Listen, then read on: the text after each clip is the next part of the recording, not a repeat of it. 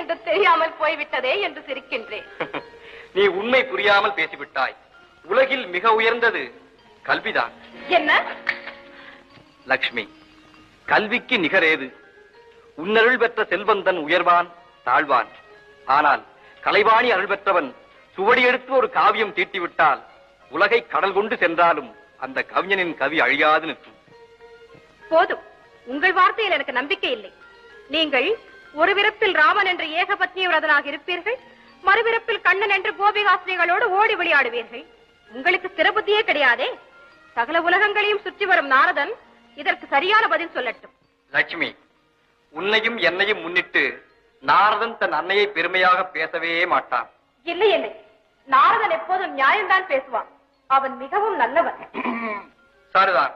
கலகம் செய்யும் நாரதன் நல்லவனாகிவிட்டான், நாராயணன் பொல்லாதவனாகிவிட்டானோ? நாராயணன்